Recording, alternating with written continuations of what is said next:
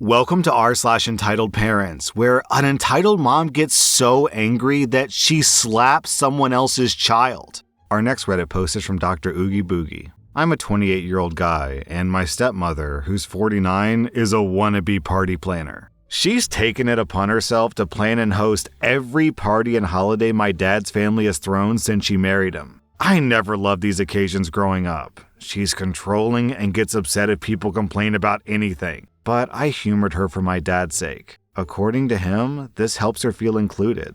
I'm getting married to my fiancée, Jane, who's 26 in July.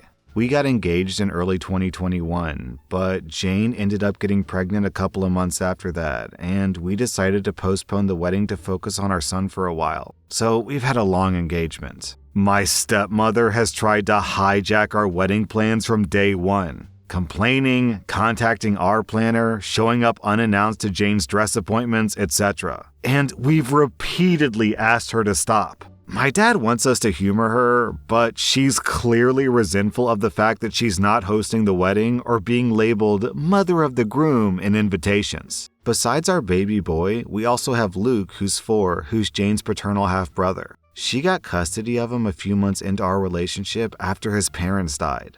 I ended up moving in with him during the pandemic, and I've been in Luke's life since he was a baby. He doesn't call me dad. He refers to Jane as his sister, and he calls me by my name, but we love him like a son. My stepmother, though, hates Luke. She accuses Jane of baby-trapping her way into the family? What? How is she baby-trapping him unless she literally murdered her dad so she could get custody of the son? What? That accusation only got worse after our son was born. My dad gets along with Jane and adores the kids, but my stepmother demands that he refuse babysitting Luke, so we don't leave them with the kids often. Instead, Jane's brother and sister-in-law usually watch the kids for us because their kids are close to ours in age. We had a thing last Sunday, and my brother-in-law was out of town with his family. Jane's other siblings live in different cities, as well as my mom and sister. My dad agreed to babysit at our place, and we left. We came back home to find both kids crying, my stepmother screaming, and my dad weakly trying to calm everyone down. Apparently, Luke had told my stepmother that both he and our son were going to be our ring bearers, and she went ballistic. She screamed that she wasn't going to allow that because he wasn't family. She then physically hit Luke when he started crying and split his lip. She had never gotten to this point before. We immediately banned her from our house and from our wedding.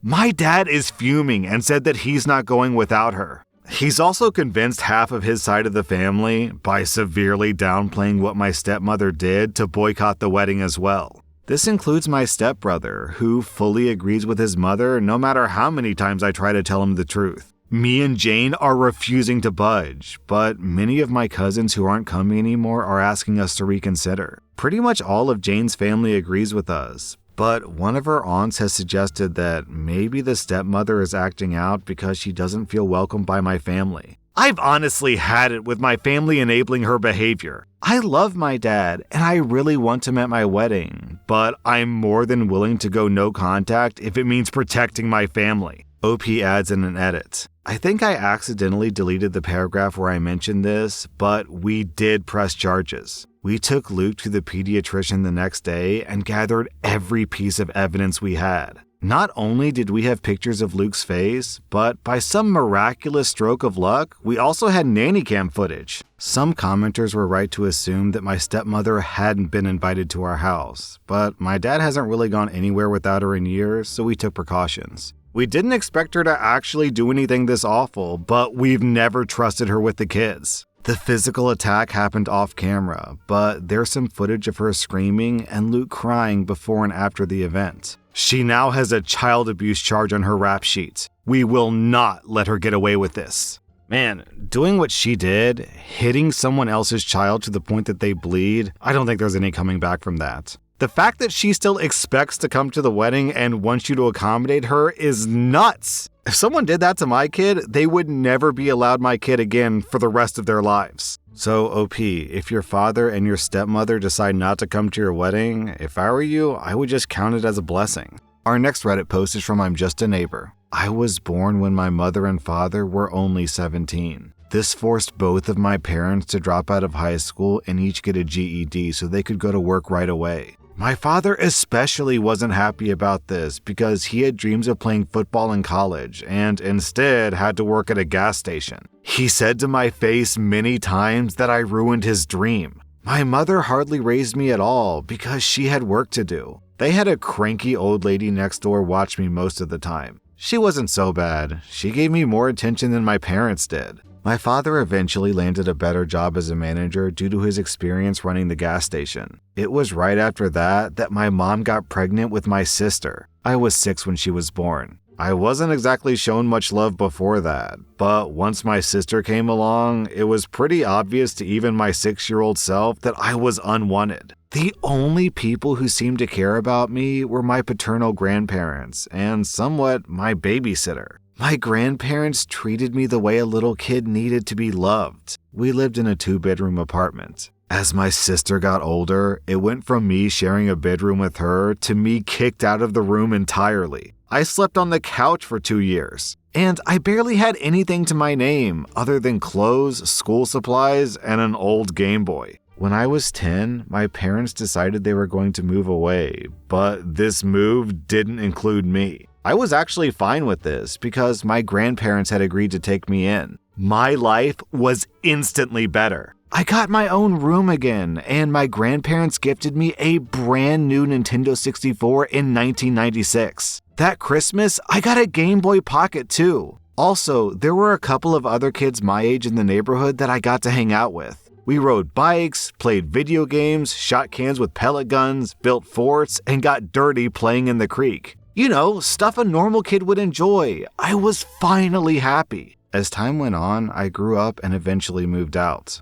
But later I moved back in to help my grandparents because they were getting old and living off their retirement savings. So the money that I saved from not paying rent went a long way in paying their bills. My grandpa was the kind of person who wanted to build a bomb shelter during the Cold War, but never got around to it. He wanted to volunteer for the military in the 60s, but was turned down due to a medical condition and the fact that his eyesight wasn't great. So instead, he focused on saving whatever he thought he needed. He told me many times that it was better to have something and not need it than to need it and not have it. Our area suffered from numerous power outages in winter due to heavy winds and storms. So having gasoline and propane for heaters and generators was a must. All of my grandfather's saving habits became my own saving habits as time went on because it was better to need this stuff rarely than to not have it at all. Then, about 5 years back, my grandma died suddenly. My grandfather was heartbroken. He also passed away about 1.5 years later. Pretty much everything they owned was willed to me. Their savings, their house, their vehicles, their stuff, everything. Their house was long since paid off, and Grandpa knew how to keep up with its maintenance. In fact, after Grandma died, he kinda doubled down on renovating the place. He had the roof redone, we repainted the house inside and out, and we fixed a lot of little things. Grandpa's neighbor, George, even came by to help redo the plumbing.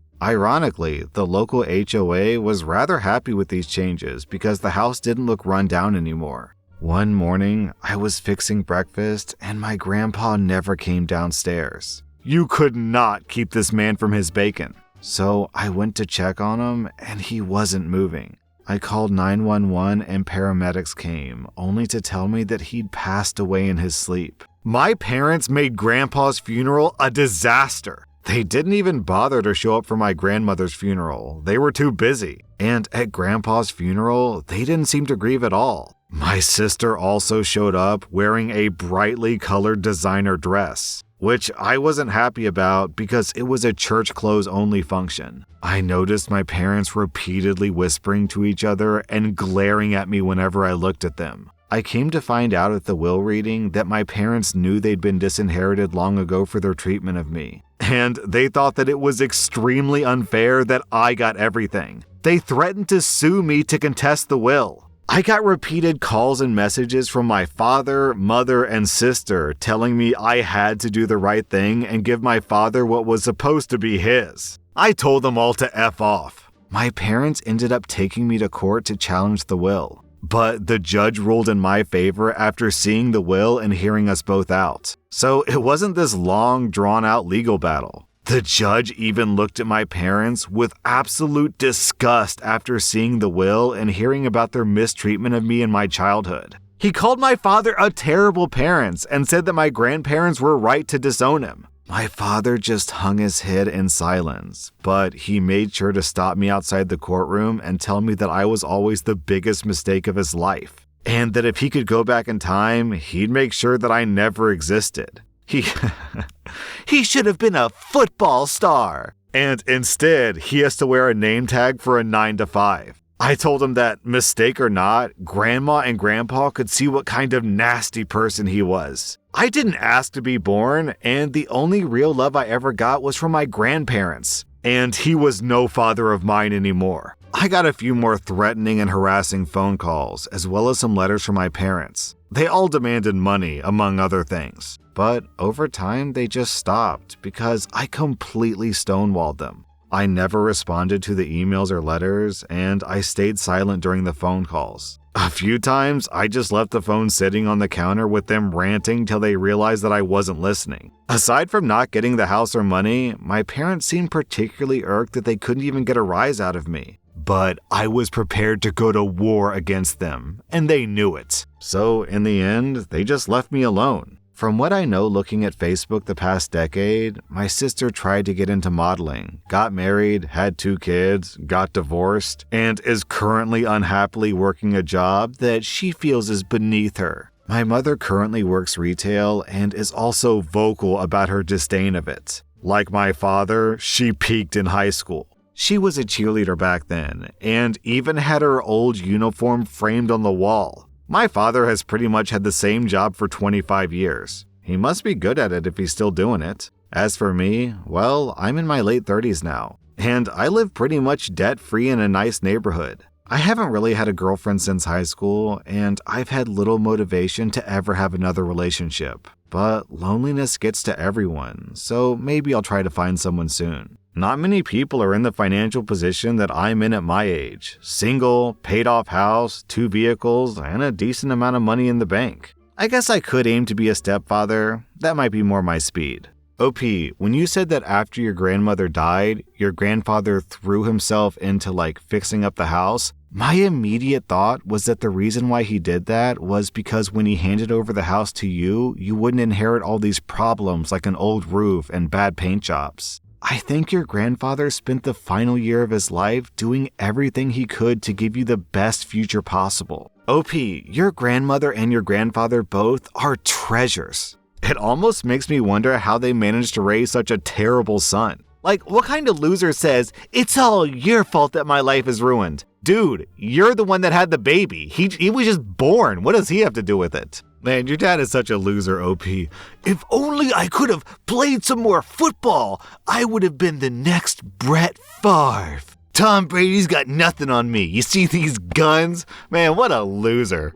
Our next Reddit post is from Particular Tax. So I'm a 27-year-old woman who's no contact with my dad, and I have been for about 5 years. I had him blocked on everything except email until a few weeks ago. I never check my email, but on a whim, I was looking through it and I stumbled across an email that he sent me a little over a month ago. In the email, he basically demanded that I talk to him and work out our differences. He essentially talked to me like I was 10 and he can just order his way back into my life. Then, in the same email, he threatened me, saying that if I don't speak to him, he's gonna take me to court for grandparent rights to get access to my kids. On one hand, I'm floored and so shocked that he thinks talking to me that way will make me want him back in my life. But on the other hand, it's hilarious because I don't have any kids, nor do I want them. What a clueless, useless, garbage person. I pray that this idiot father actually tries to sue OP and takes her to court. Could you imagine? The judge is like, okay, so why are we here today? And the father's like, Your Honor, this spoiled, rotten daughter of mine refuses to let me see my grandkids. The judge says, that's a very serious accusation, OP. What do you have to say for yourself? And she's like, you're... This guy is so clueless and is so detached from my life that he thinks I have kids when I don't. God, I would pay money to read that update. That would make my day. It would make my year. That was r/Entitled Parents. And if you like this content, check out my podcast where I publish the exact same episodes. Also, hit that subscribe button because I put out new Reddit videos every single day.